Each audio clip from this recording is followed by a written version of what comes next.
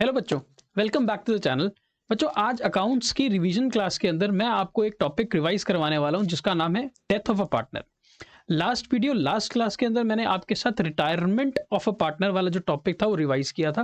बस death of a partner उसी की एक कंटिन्यूएशन है। ठीक है, तो बहुत अच्छे तरीके से, बहुत प्यारे तरीके से हम आज की क्लास में डेथ ऑफ अ पार्टनर वाला टॉपिक रिवाइज करेंगे।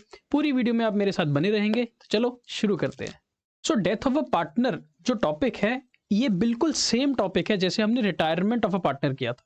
फॉर एग्जाम्पल, मान लो 3 पार्टनर्स हैं, ए, बी और सी, और इनमें से जो सी पार्टनर है उसकी डेथ हो जाती है। इसका मतलब बाय नेचुरल रीजन अगर वो सी हमारे बिजनेस से चला जाता है बिकॉज ऑफ हिज डेथ, तो वो टॉपिक बनता है डेथ ऑफ अ पार्टनर। और याद करो, रिटायरमेंट में क्या किया था? ए बी सी 3 पार्टनर थे। सी म्यूचुअल अंडरस्टैंडिंग के साथ, सभी की सहमति, सभी की कंसेंट के साथ सी एग्जिट अगर ले लेता था बिजनेस से, रिटायर हो जाता था, तो वो रिटायरमेंट टॉपिक था। बात तो सेम ही है, चाहे रिटायरमेंट हो चाहे डेथ हो, सी अब हमारा पार्टनर नहीं रहा। राइट। सो जो जो काम हमने रिटायरमेंट वाले टॉपिक में किए थे, वही काम, लगभग सेम काम हम डेथ वाले टॉपिक में भी करेंगे।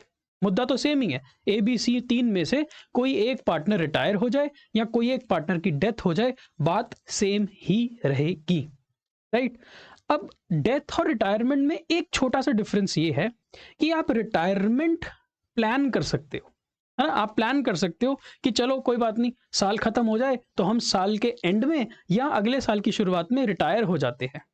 पर डेथ तो अनसर्टन है, आप उसको टाइम नहीं कर सकते, है ना। तो death middle of the year, है ना, 3 महीने के बाद, 6 महीने के बाद, 4 दिन के बाद, नए साल में कभी भी डेथ वाला टॉपिक या डेथ वाला केस आ सकता है। So retirement can be postpone, it can be prepone, it can be planned. उसकी टाइमिंग आप तय कर सकते हो कि किस पार्टनर को कब रिटायर होना चाहिए।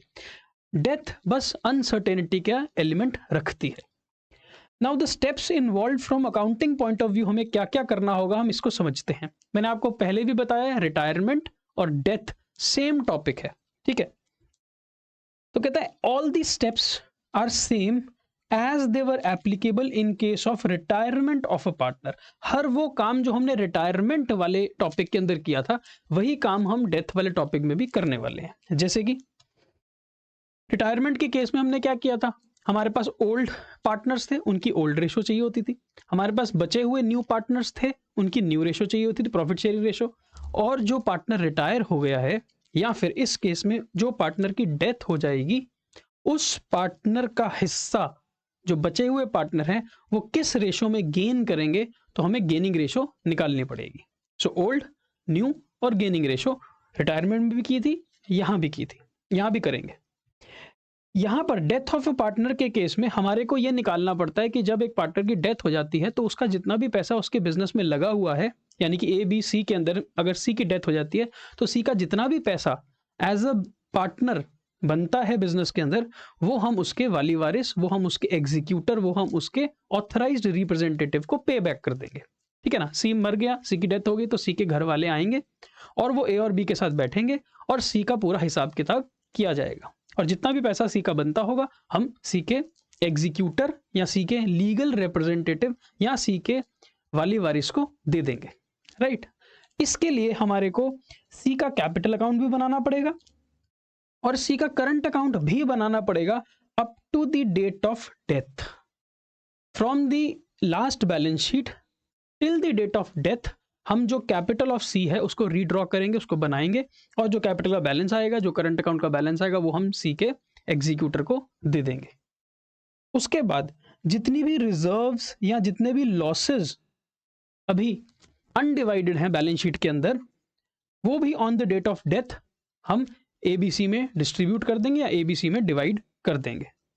फिर हम शेयर ऑफ गुडविल निकालेंगे ऑफ सी, जो डिसीज्ड पार्टनर है, जिस पार्टनर की डेथ हो रही है, हम उसका शेयर ऑफ गुडविल उसको देंगे।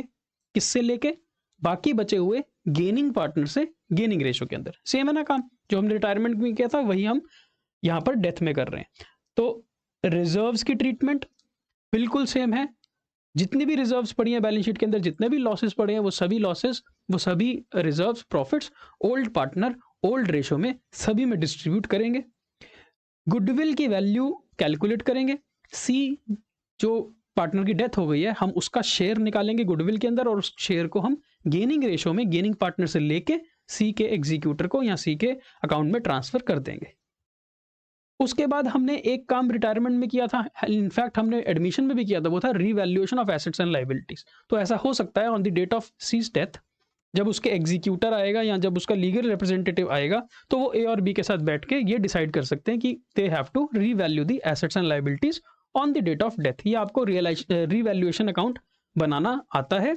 वैसे ही रीवैल्यूएशन अकाउंट का profit loss old partner old ratio में डिस्ट्रीब्यूट कर देना।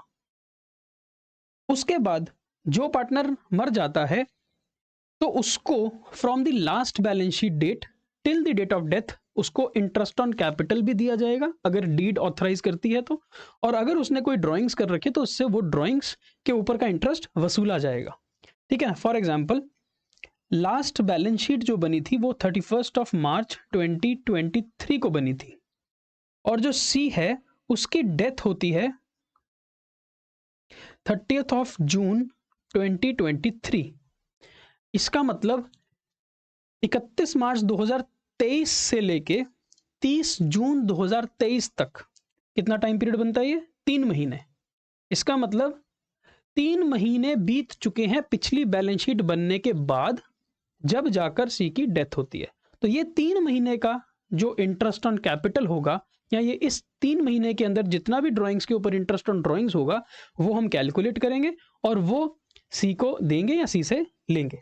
ठीक है, सिमिलरली इन 3 महीनों में, ये जो 3 महीने का पीरियड है from the last balance sheet यानी कि from 31 March till the date of death 30 June, इस इंटरिम पीरियड में सी ने जिंदा रहते हुए ए और बी के साथ पूरी मेहनत से काम किया है इन 3 महीनों में। ठीक है ना, सो इन 3 महीनों के बाद जब सी की डेथ हो जाएगी तो क्या सी का इन 3 महीनों के प्रॉफिट या लॉसेस में कोई हिस्सा नहीं है?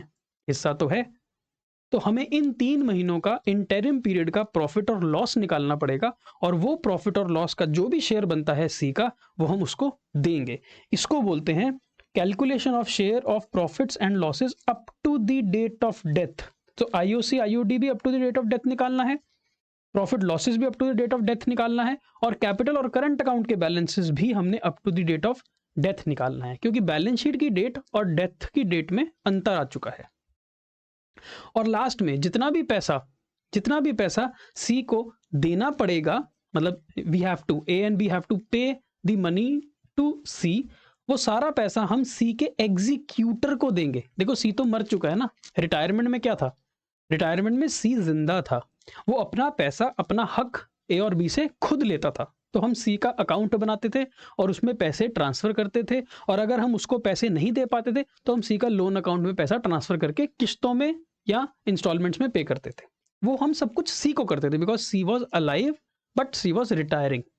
यहां पर सी की डेथ हो चुकी है, अब ऊपर से तो अपने पैसे लेने नहीं आएगा, है ना। तो सी का जितना भी पैसा बनेगा वो सारा का सारा हम किसको ट्रांसफर कर देंगे? सी के वाली वारिस को, सी के लीगल ऑथराइज्ड रिप्रेजेंटेटिव को, सी के एग्जीक्यूटर को। तो यहां पर एक नई चीज आपको बनाने को मिलेगी, वो है सी का एग्जीक्यूटर अकाउंट, और फिर उस एग्जीक्यूटर अकाउंट की पेमेंट।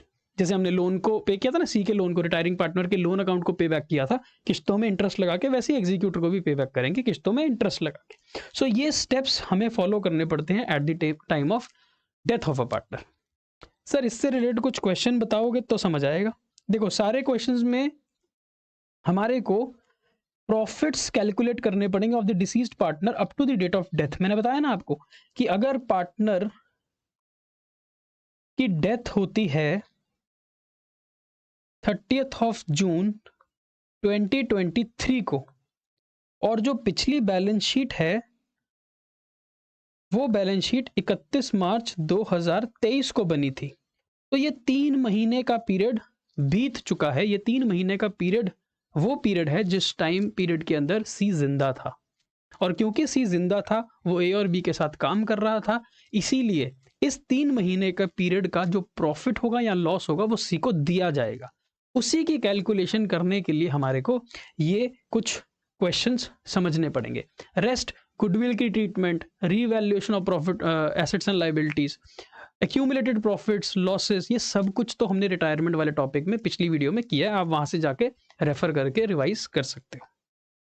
अब ये 3 महीने का जो प्रॉफिट है वो हमें कैलकुलेट करना पड़ेगा। कैलकुलेट करने के लिए हमें कुछ क्वेश्चन के अंदर तरीके बताए जाएंगे, जिन तरीकों के हिसाब से हम सी को इन 3 महीने का प्रॉफिट का हिस्सा देंगे। सबसे पहला है on the basis of average profit method या फिर on the time basis method. देखो ये 3 महीने का प्रॉफिट निकालना है ना, तो ये 3 महीने का प्रॉफिट हम कैसे निकालेंगे? अब एक्चुअली तो इन 3 महीने का प्रॉफिट निकालना थोड़ा सा डिफिकल्ट हो जाएगा। डिफिकल्ट इसलिए हो जाएगा बिकॉज रनिंग बिजनेस है, अभी साल खत्म नहीं हुआ है, तो साल जब खत्म होगा तब जाके आप ट्रेडिंग पीएनएल बैलेंस शीट बनाते हो ना।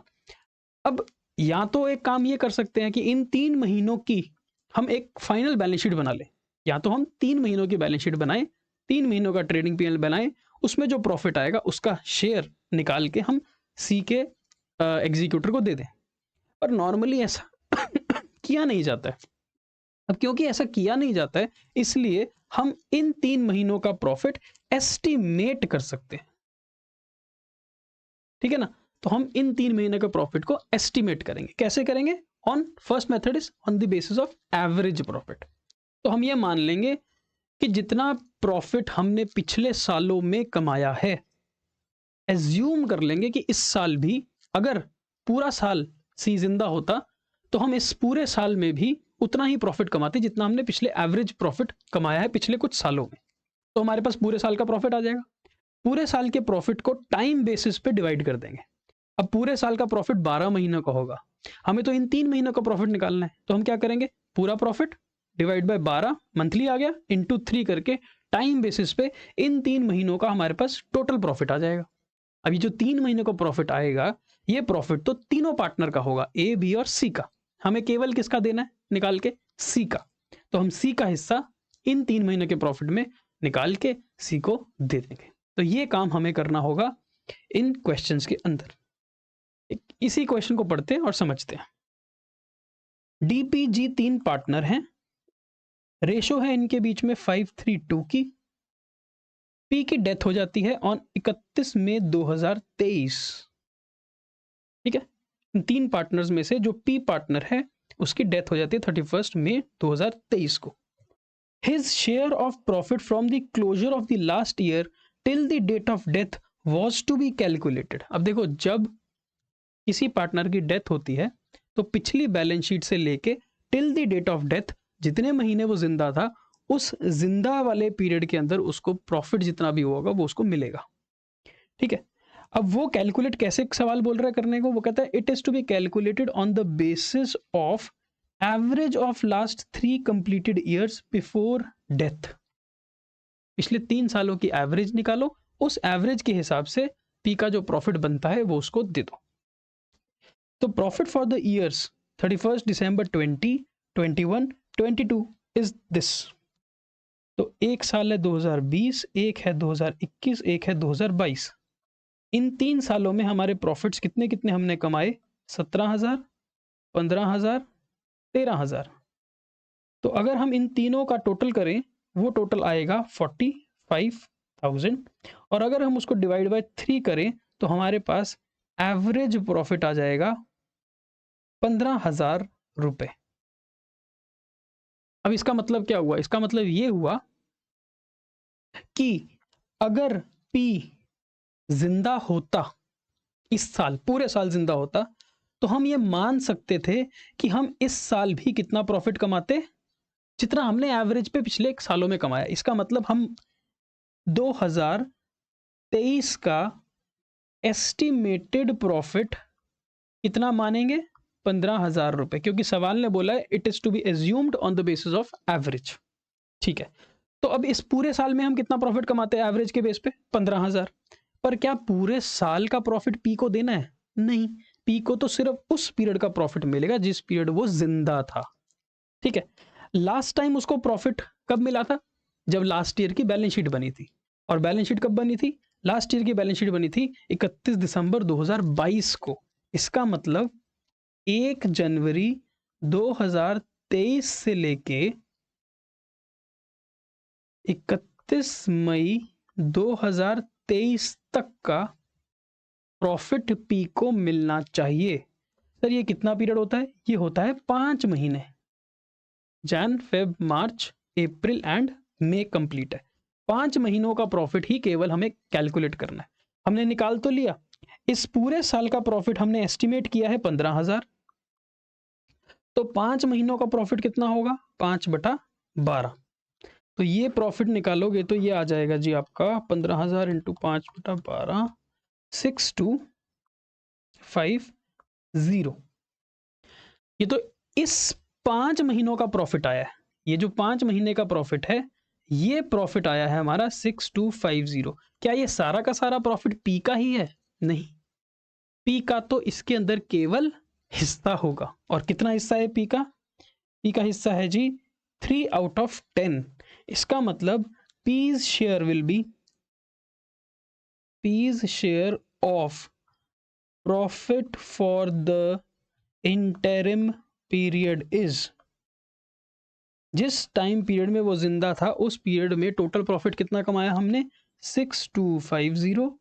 इसमें पी का हिस्सा है 3/10 यानी कि 30%, विच इज 1875। तो 1875 रुपीज हमने पी को इस पीरियड के प्रॉफिट के देने हैं। अब देने के लिए हमारे को एक एंट्री पास करनी पड़ेगी। एंट्री क्या होती है? क्वेश्चन ने पूछा ना, calculate the profit and pass the entry. Entry क्या होती है? एंट्री होती है profit and loss suspense account debit 1875 to P's capital account 1875।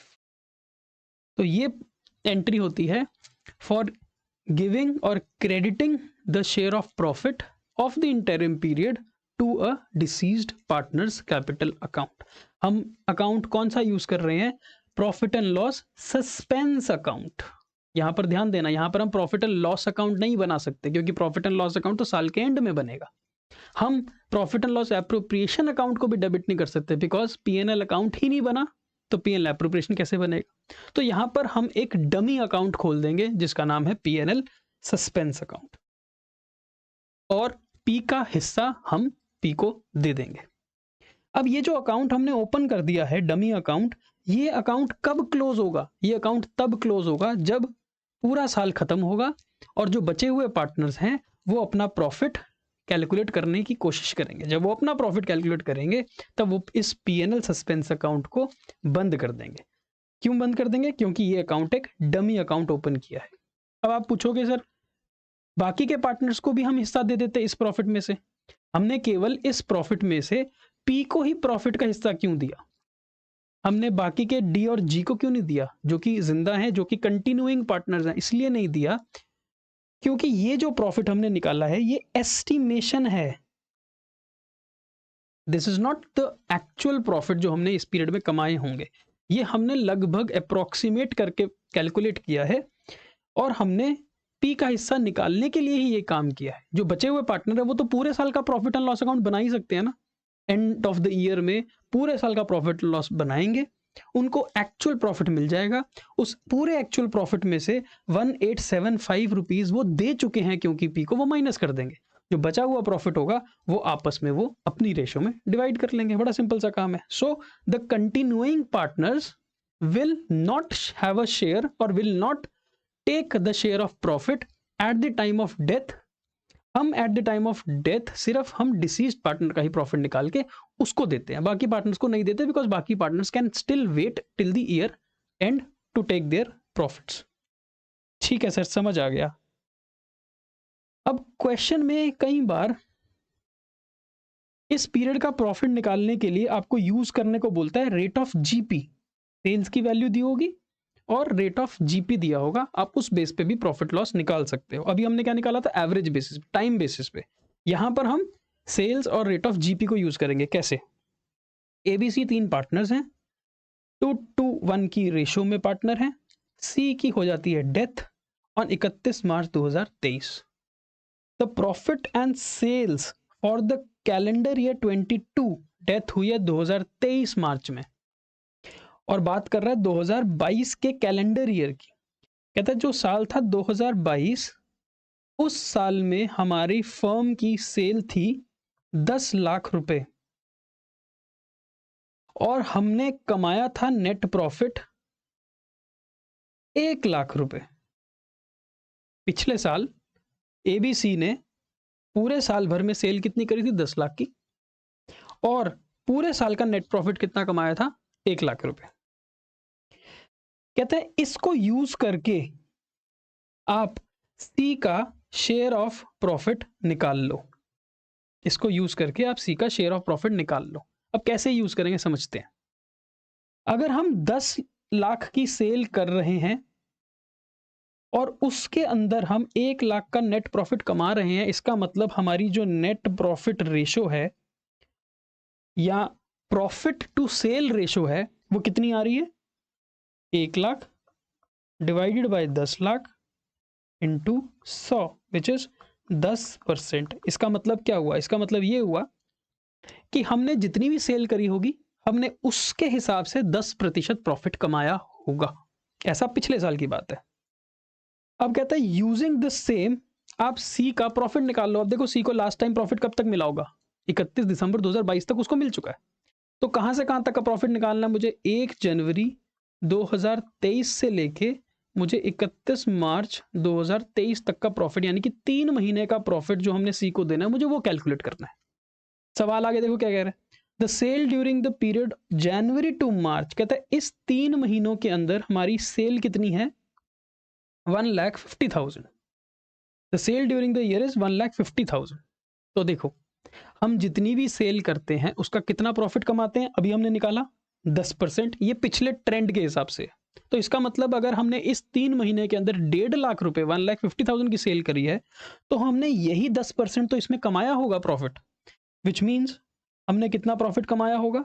1,50,000 का 10% वो होता है 15,000 रुपए। इसका मतलब इन 3 महीनों में हमने कितना प्रॉफिट कमाया होगा? ऑन एन एस्टीमेट बेसिस हमने 15,000 रुपए कमाया होगा।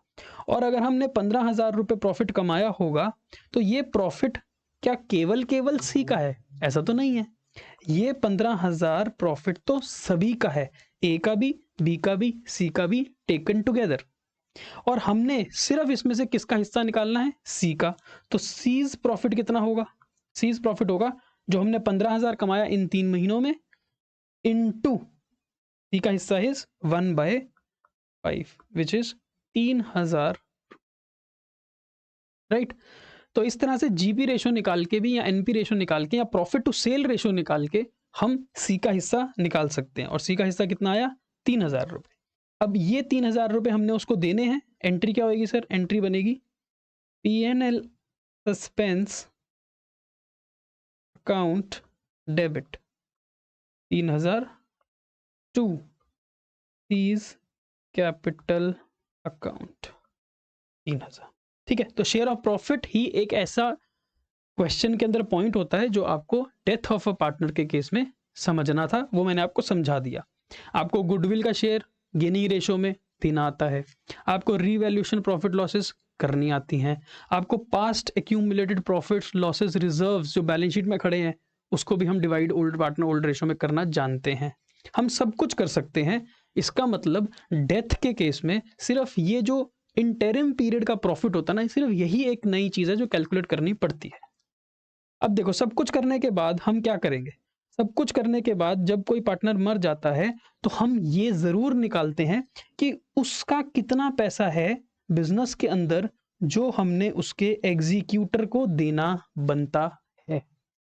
जब सी मर जाएगा, सी की डेथ हो जाएगी, तो सी के जो रिप्रेजेंटेटिव है, सी का जो एग्जीक्यूटर है, सी का जो लीगल हायर है, वो हमारे पास आएगा और वो बोलेगा कि सी का जितना भी पैसा बनता है बिजनेस के अंदर वो कृपया करके हमारे को पे कर दो।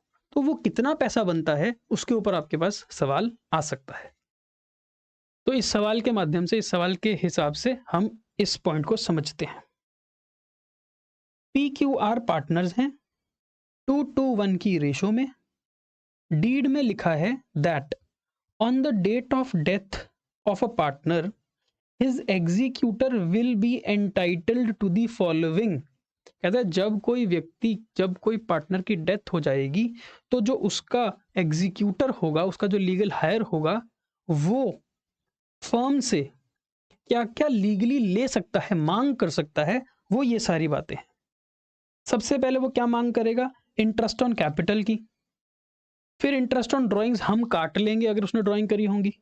हम उसको सैलरी भी देंगे 12,000 पर महीने पर साल के हिसाब से।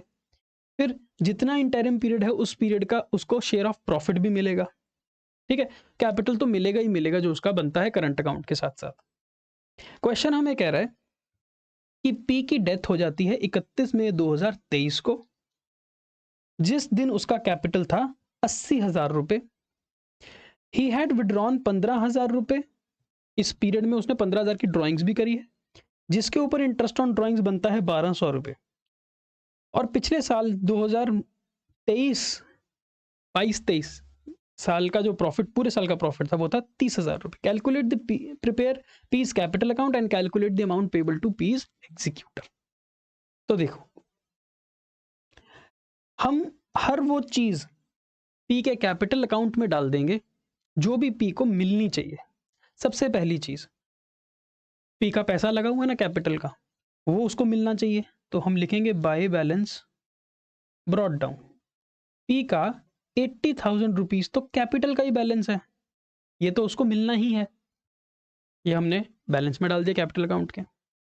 अब क्योंकि उसने 15,000 रुपए की ड्राइंग्स कर रखी हैं, तो वो ड्राइंग्स हम यहां से माइनस कर लेंगे। 2 ड्राइंग्स ब्रैकेट एडजस्टमेंट। ये पैसे जो उसने विड्रॉ कर रखे हैं 15,000 रुपए, ये हम उसके काट लेंगे। ठीक है, दो चीजें हो गई। कैपिटल का बैलेंस उसको देना है, ड्राइंग्स उससे वापस काटनी है। फिर कहता है इंटरेस्ट ऑन ड्राइंग्स भी तो चार्ज करना पड़ेगा 1,200 रुपए। तो इंटरेस्ट ऑन ड्राइंग्स भी यहीं पे चार्ज होगा, क्योंकि वो भी हम उससे वापस लेंगे 1,200 रुपए। ये ऑटो कैलकुलेट करके दिया हुआ है उसने। ये तीन चीजें तो नीचे से मिल गई हमारे को। वापिस ऊपर चलते हैं। अब उसको देना क्या है? अब उसको देना है interest on capital 12% per annum on the capital balance. Capital balance कितना था? 80,000। तो IOC हो जाएगा 80,000 के ऊपर कितना परसेंटेज? 12%। और कितने महीनों का? जितने महीने वो जिंदा था, या जितने महीने उसका पैसा हमारे पास पड़ा है बिजनेस के अंदर। लास्ट टाइम बैलेंस शीट बनी थी 31 मार्च 2023 को, और उसकी डेथ हो रही है 31 मई 2023 को। इसका मतलब अप्रैल और मई 2 महीने के बाद उसकी डेथ हुई है। तो ये जो 2 महीने पैसा उसका बिजनेस में लगा रहा, उस 2 महीने का हम उसको 12% के हिसाब से इंटरेस्ट भी देंगे। इंटरेस्ट को आप कैलकुलेट करोगे तो ये बनेगा 1,600 रुपीज। ठीक है, 80,000 इंटू 2%, राइट। अब ये IOC हम उसको देंगे, तो लिखेंगे बाय IOC 1,600 रुपये। ठीक है, तो कैपिटल हम उसको देंगे, इंटरेस्ट 2 महीने का देंगे, ड्राइंग्स हम उसकी काटेंगे, और उसका इंटरेस्ट ऑन ड्राइंग्स भी हम उससे रिकवर करेंगे। ये 4 चीजें हो गई। फिर सवाल ने क्या बोला था? सवाल ने बोला था IOC दे दो, दे दिया। इंटरेस्ट ऑन ड्राइंग्स चार्ज कर लो, कर लिया। सैलरी देनी है 12,000 साल की। अगर साल की 12,000 सैलरी है तो हर महीने की कितनी हुई? 1,000। और वो कितने महीने जिंदा था? अप्रैल और मई। तो 2 महीने की उसको सैलरी मिलनी चाहिए। तो हम यहां लिख देंगे बाय पार्टनर्स सैलरी 2 मंथ्स की, 2 मंथ्स 2,000। ये हमने उसको देनी है। देने वाली सारी चीजें क्रेडिट होती हैं, लेने वाली, काटने वाली डेबिट होती है। अब क्या चीज रह गई?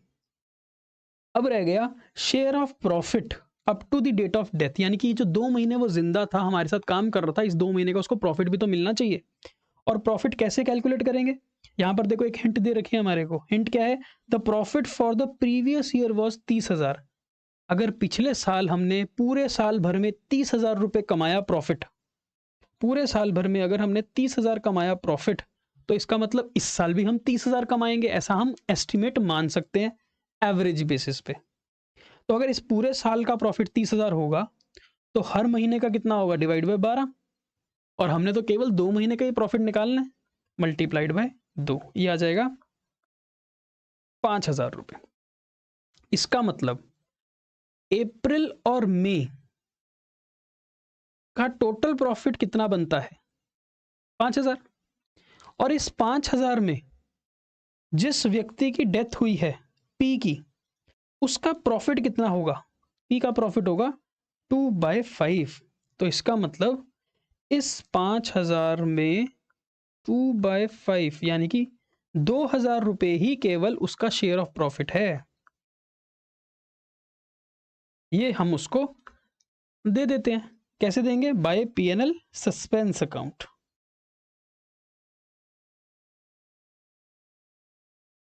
₹2,000, ठीक है जी। और कुछ बचा नहीं, इस क्वेश्चन में गुडविल वाला पॉइंट नहीं है, तो गुडविल हम स्किप कर सकते हैं बस। अब ये जितना भी पैसा बनता है, ये बताओ कितना बनेगा। ये होगा 80,000 plus 1,600 plus 2,000 and 2,000 which is 85,600 minus 69400। तो ये बैलेंस आ गया किसका, पीस कैपिटल अकाउंट का।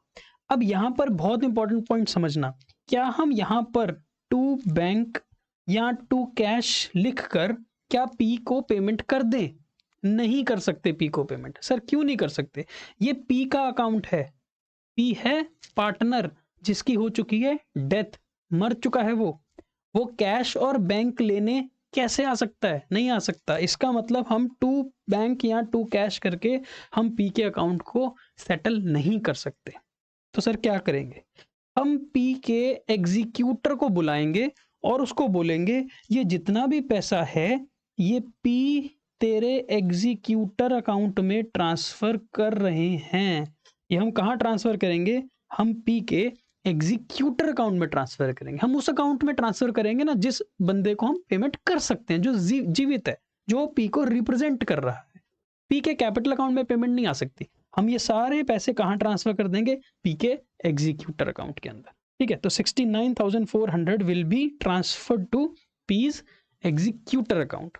सर पी के एग्जीक्यूटर अकाउंट का होगा क्या, जब हम पी के एग्जीक्यूटर अकाउंट में पैसा ट्रांसफर करेंगे तो देखो आगे क्या होगा, आगे हम बनाएंगे पी का एग्जीक्यूटर अकाउंट, या पीज लीगल रिप्रेजेंटेटिव या लीगल हायर अकाउंट, ठीक है। ये पैसा यहां ट्रांसफर कर दिया जाएगा, कैसे, बाय पीज कैपिटल 69,400, और बाद में हम पी के एग्जीक्यूटर से तय कर सकते हैं कि हम उसको पैसे कैसे देंगे। हम किस्तों में भी पैसे दे सकते हैं, इंस्टॉलमेंट्स में, हम लमसम इकट्ठे भी पैसा दे सकते हैं। जब हम इकट्ठे पैसा देंगे तो हम एंट्री पास कर सकते हैं टू बैंक या टू कैश अकाउंट। ये पेमेंट किसको होगी, ये पेमेंट हो सकती है सिर्फ पी के एग्जीक्यूटर अकाउंट में। पी के कैपिटल अकाउंट में पेमेंट नहीं करना। पी के कैपिटल अकाउंट से तो पेमेंट ट्रांसफर कहाँ हो जाएगी, एग्जीक्यूटर अकाउंट में, और फिर एग्जीक्यूटर अकाउंट में हम इसकी पेमेंट डाल के इस अकाउंट को सेटल क्लोज कर सकते हैं, ठीक है।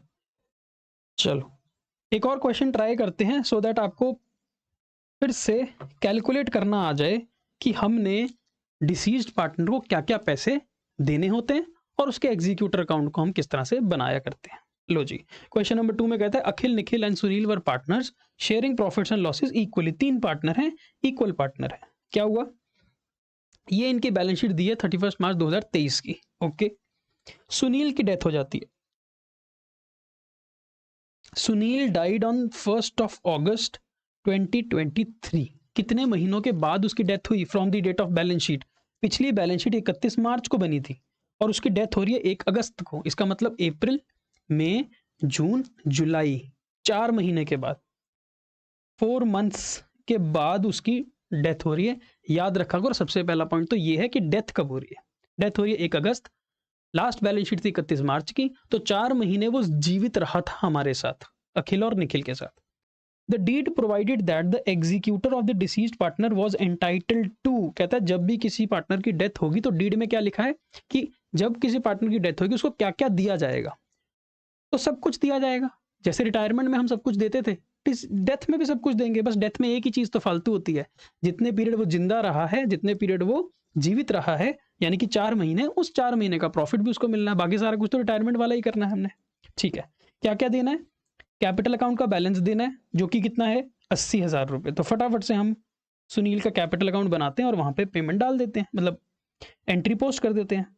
By balance brought down, Sunil का 80,000 तो पिछले साल का बैलेंस पड़ा ही हुआ है, ये तो उसको मिलेगा ही मिलेगा।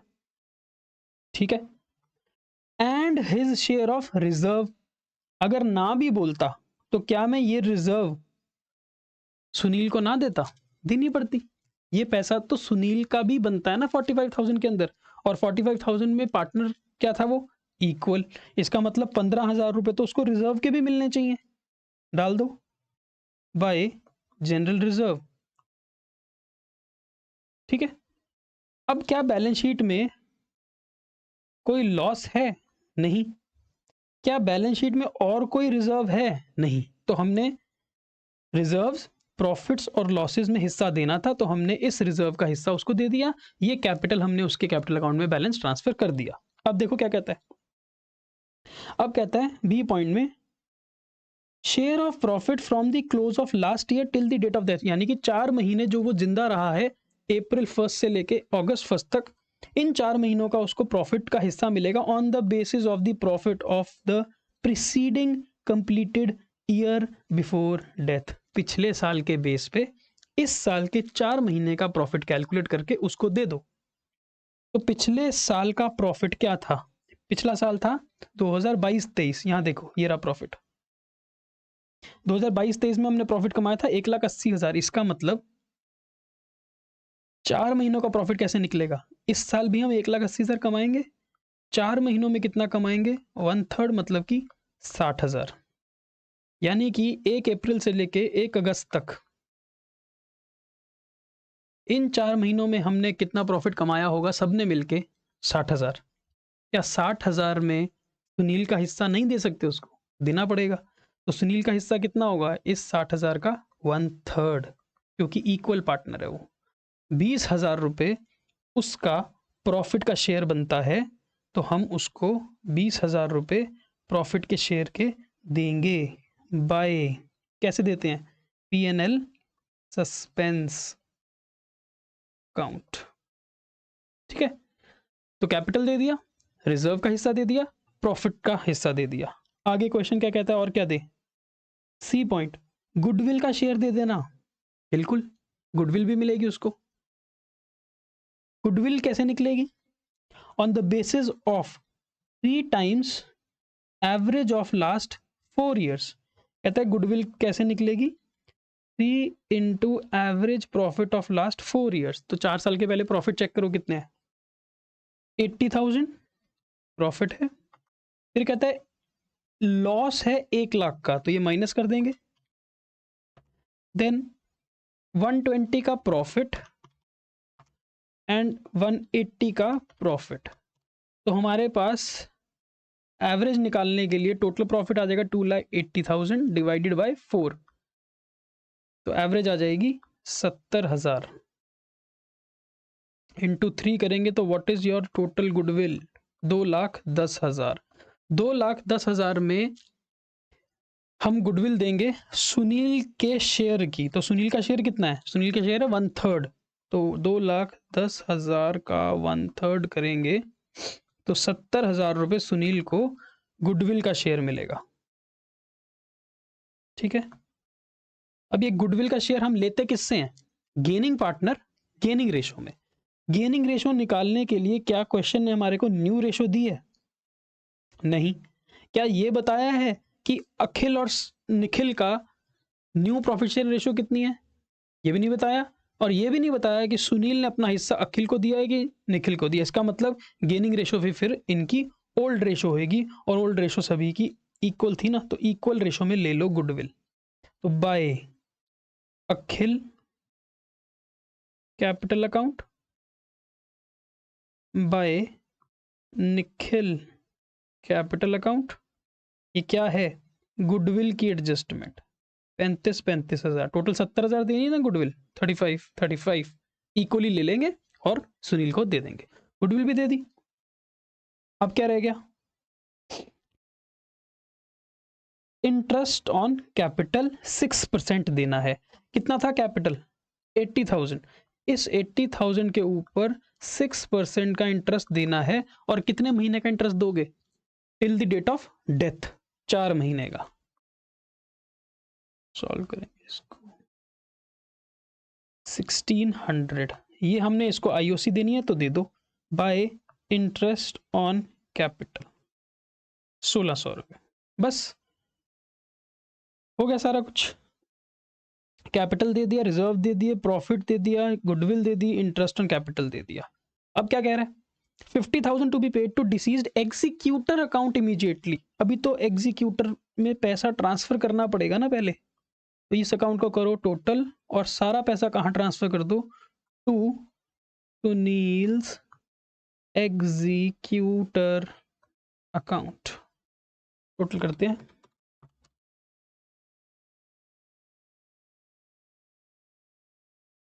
$1,86,600।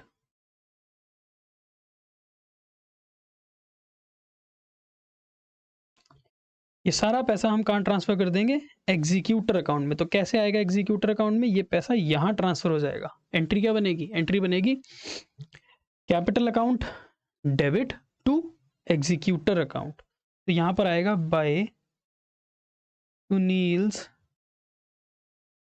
Capital account 186,600। ठीक है ना? अब सारा पैसा हमने कैपिटल से ट्रांसफर करके एग्जीक्यूटर अकाउंट में डाल दिया। क्वेश्चन ने क्या बोला है? क्वेश्चन ने बोला है कि 50,000 is to be paid immediately to 50,000 is to be paid immediately to executor.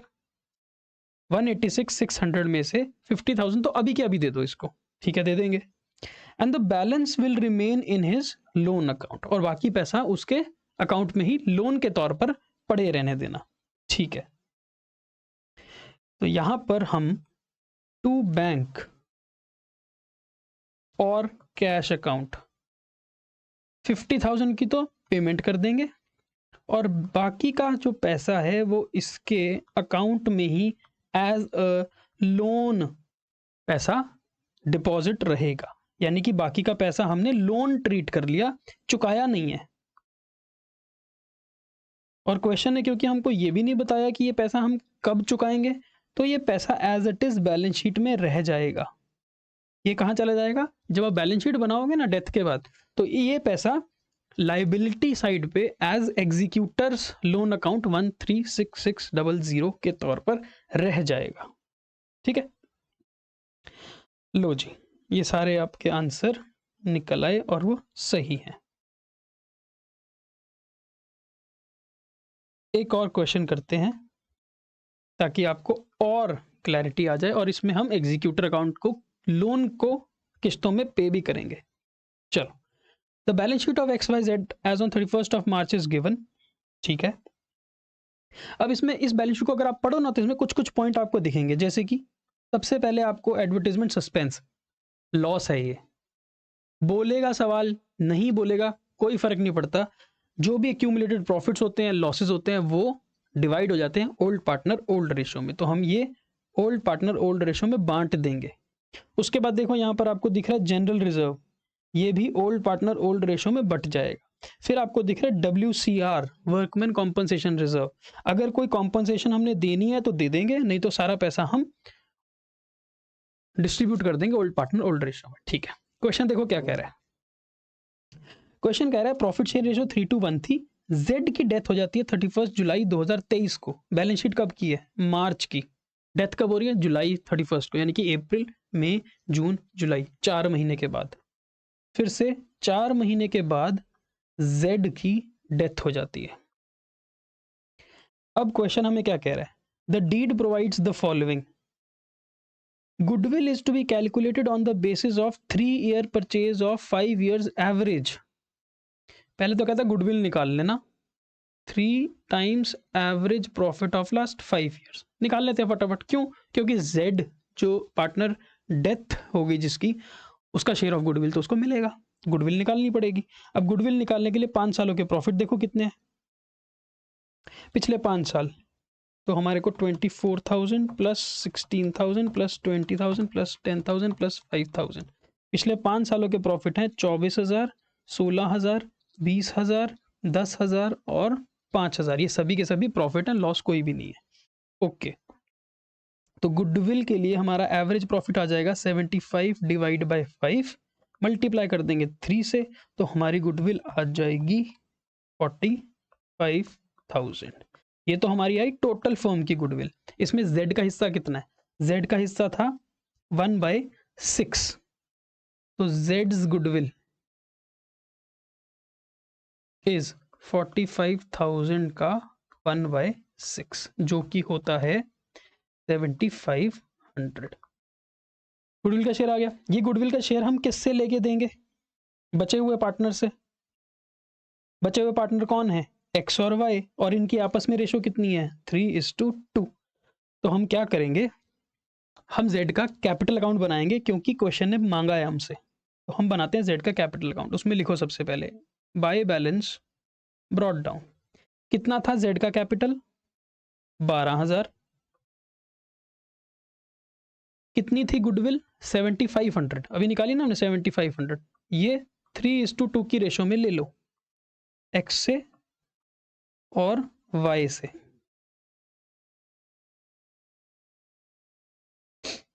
ये है गुडविल की ट्रीटमेंट। ये बनेगा एक्स से 4,500 ले लेंगे और वाई से 33,000 ले लेंगे, टोटल बन जाएगी 7,500। ये गुडविल हमने एक्स और वाई गेनिंग पार्टनर से लेके जेड को दे दी। ठीक है, अब ये देखो एडवर्टाइजमेंट सस्पेंस, क्वेश्चन बोले ना बोले प्रॉफिट और लॉसेस और रिजर्व्स की हमें एडजस्टमेंट करनी पड़ती है, सभी पार्टनर में बांटनी पड़ती है।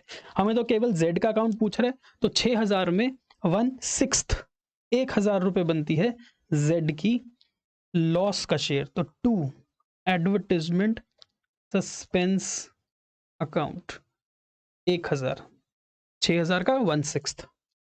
ऐसे ही जनरल रिजर्व पड़ी थी ना यहाँ पर 6,000, ये भी बांट देंगे इस तरफ जेड को बाय जनरल रिजर्व 1/6 ऑफ 6,000। ठीक है, तो हमने पॉइंट नंबर 1 कंप्लीट कर लिया, और बैलेंस शीट में जो हमने 2 रिजर्व्स थी एडवर्टाइजमेंट सस्पेंस, जो एक लॉस था और एक रिजर्व थी, हमने उसकी ट्रीटमेंट कर ली। अभी WCR पड़ी है और बाकी एसेट्स लायबिलिटी की रीवैल्यूएशन हो सकती है अगर सवाल बोलेगा तो। लो जी, सवाल कहता है, पहले पॉइंट नंबर सी पढ़ लेते हैं। The assets have been revalued. कहता है हमने एसेट्स और लायबिलिटीज को रीवैल्यू किया है। अब रीवैल्यू किया है तो हमारे को क्या बनाना पड़ता है? Revaluation account. तो एक छोटा सा रीवैल्यूएशन अकाउंट बना लेते हैं, यहीं पे बना लेते हैं नीचे, छोटा सा रीवैल्यूएशन अकाउंट टू चेक कि कितना प्रॉफिट और लॉस जेड को होगा on this revaluation. Right sir, stock की वैल्यू 10,000 कर दो, स्टॉक है कितने का? 9,000, तो वैल्यू बढ़ गई, प्रॉफिट बाय स्टॉक 1,000। उसके बाद कहता है डेटर्स 15,000 के हो गए, डेटर्स पहले कितने के हैं? 16,000 के, तो यहां हो गया लॉस टू डेटर्स, डेटर की वैल्यू कर दो कम। फर्नीचर 1,500 का मान लो, फर्नीचर पहले कितने का है? 2,000 का, तो 500 रुपए का फर्नीचर में हो गया लॉस, तो to furniture account 500।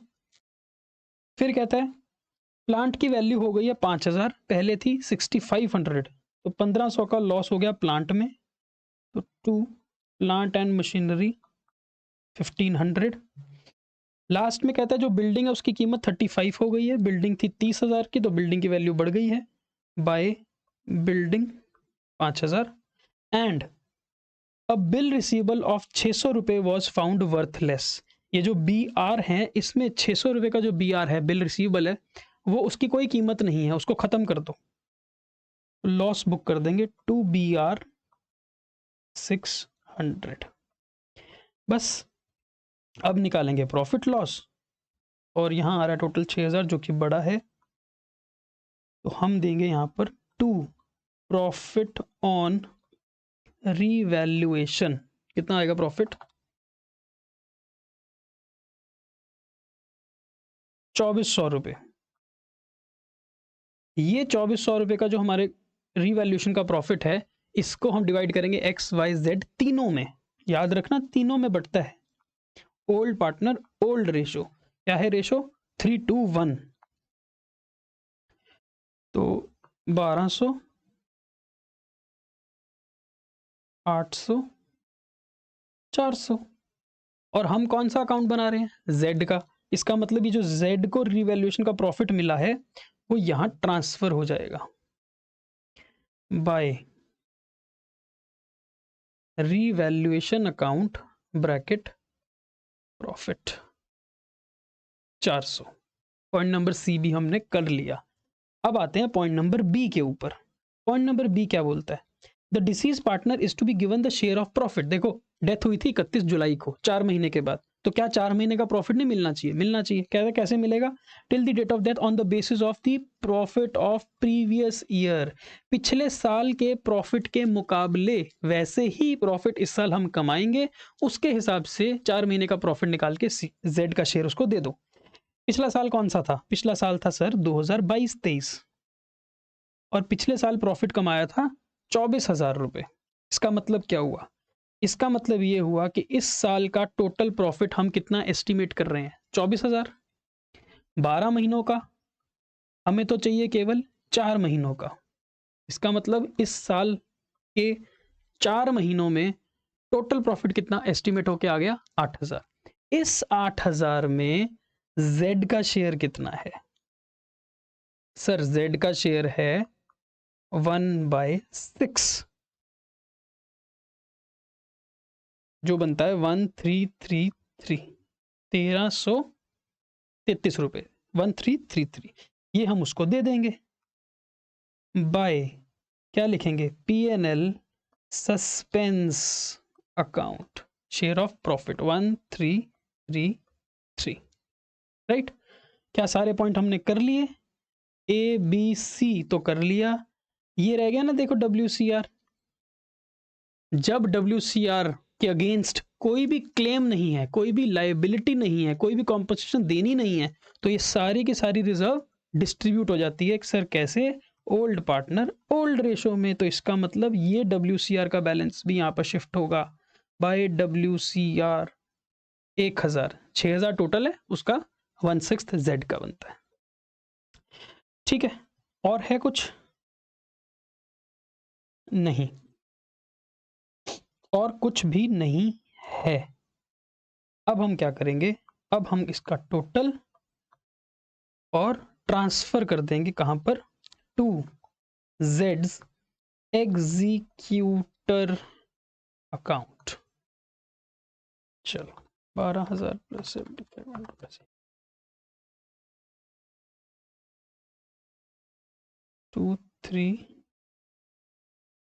2333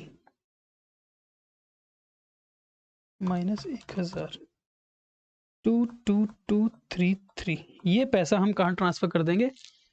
executor account में। तो एग्जीक्यूटर में लिखेंगे बाय जेड्स कैपिटल 22233। एक पॉइंट नंबर डी है वहां पर, और वहां पर लिखा है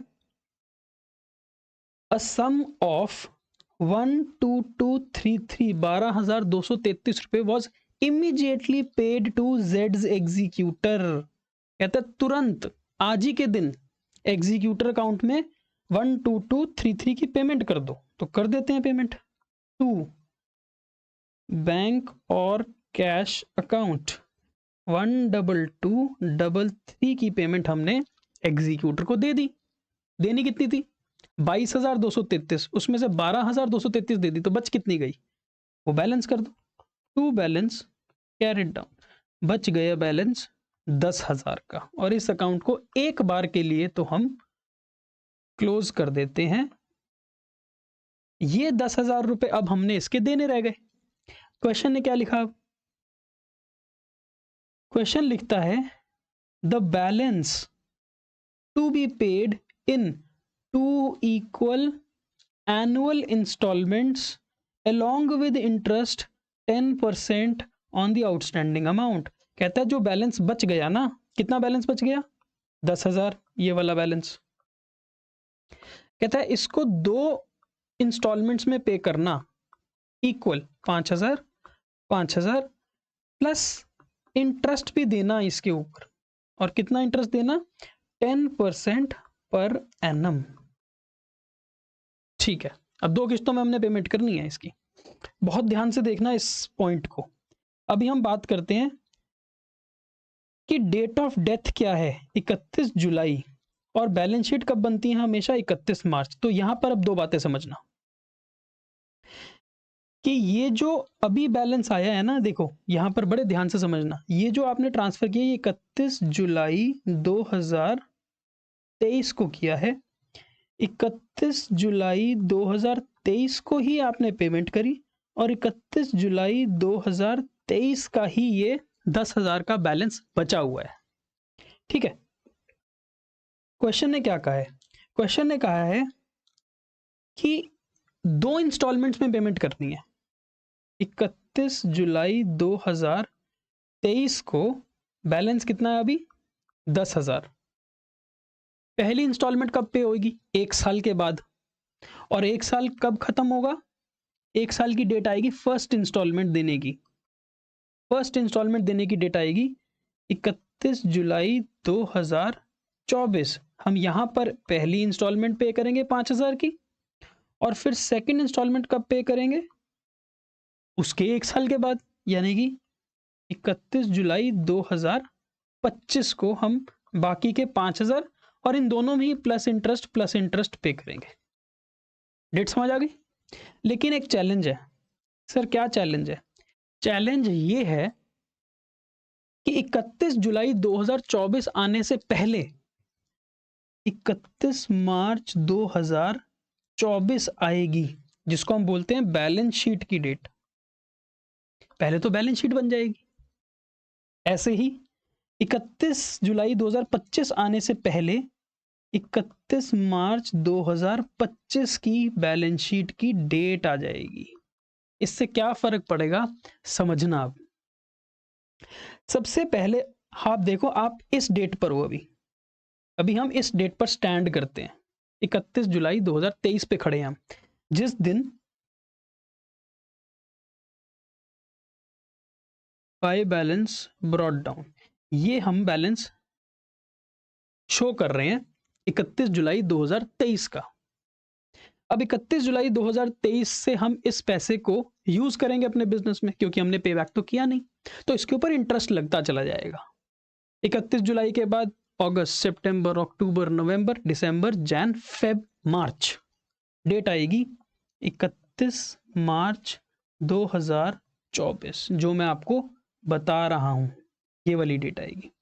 इस दिन आपको इंटरेस्ट अकाउंट फॉर करना पड़ेगा, इंटरेस्ट को बुक करना पड़ेगा। कितना इंटरेस्ट बुक करना पड़ेगा? सवाल ने 10% बोला था, ये देखो सवाल ने बोला था 10% इंटरेस्ट, तो हम यहां पर इंटरेस्ट लगाएंगे bye interest on Jades executor loan. Interest कितना लगेगा? 10,000। ये जो बैलेंस है इसके ऊपर इंटरेस्ट लगेगा ना, इनटू 10%। पर क्या पूरे साल का लगेगा? नहीं। पूरे साल का कैसे लगेगा? जुलाई से यहां से लेके यहां तक लगेगा इंटरेस्ट। अगस्त, सितंबर, अक्टूबर, नवंबर, दिसंबर, जैन, फेब, मार्च, 8 महीने का। कितना होगा 8 महीने का इंटरेस्ट? 1,000 होता है साल का, ये बनेगा 667 रुपीज। तो ये हमने 8 महीने का इंटरेस्ट अकाउंट फॉर करके बुक्स को क्लोज करना है।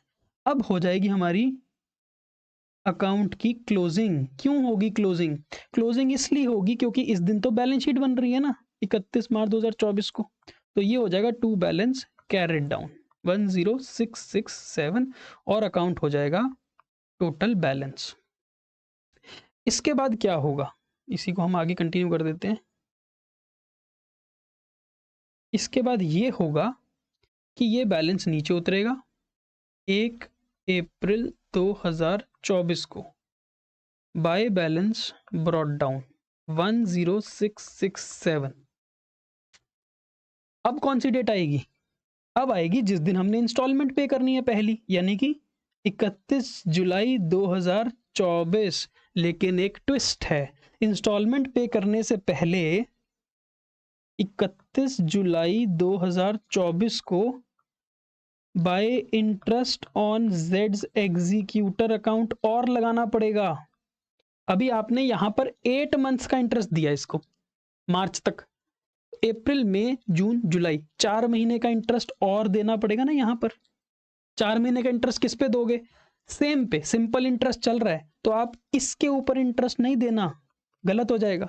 इंटरेस्ट तो इसी के ऊपर मिलेगा, इंटरेस्ट तो उसी टोटल 10,000 के ऊपर ही लगेगा।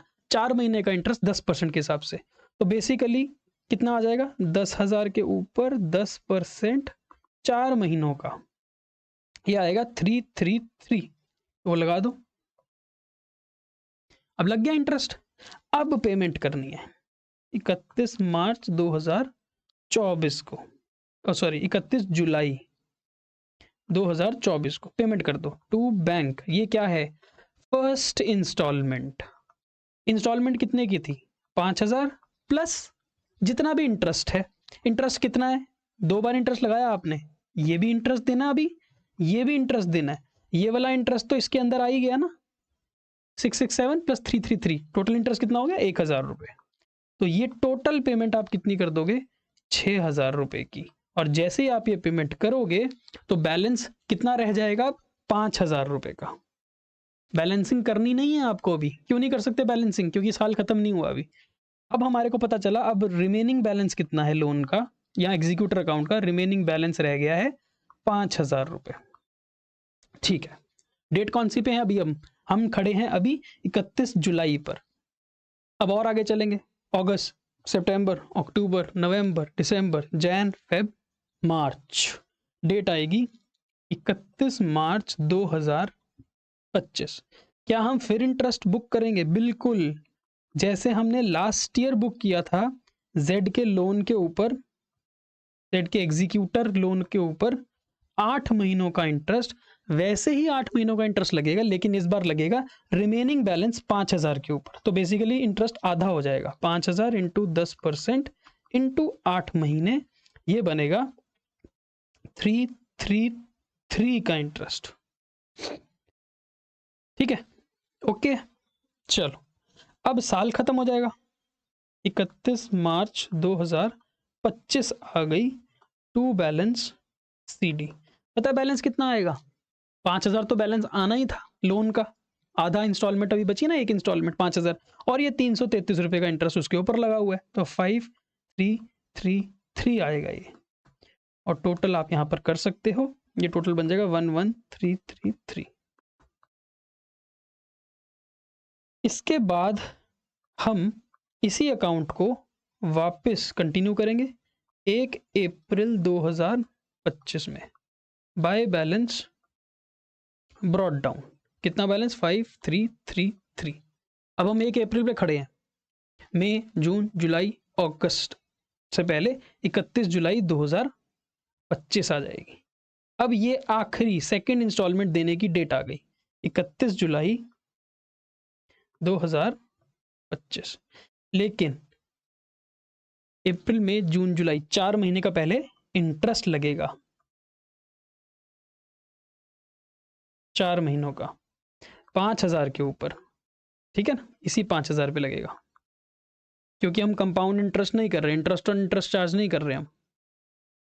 4 महीनों का, यहाँ पर पहले 8 था ना, यहाँ पे 12 आना नीचे 100 लिखा हुआ है, तो ये बन जाएगा 167 रुपीज़ का इंटरेस्ट। और अब हम 31/7/2025 को पेमेंट कर देंगे टू बैंक। पता है कौन सी पेमेंट करेंगे? Second instalment. इंस्टॉलमेंट कितने की थी? 5,000 प्लस एप्लीकेबल इंटरेस्ट।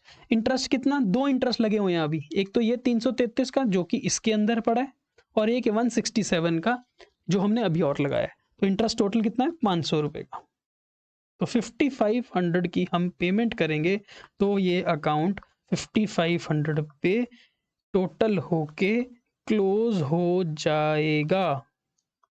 ठीक है, ये अकाउंट हो गया क्लोज।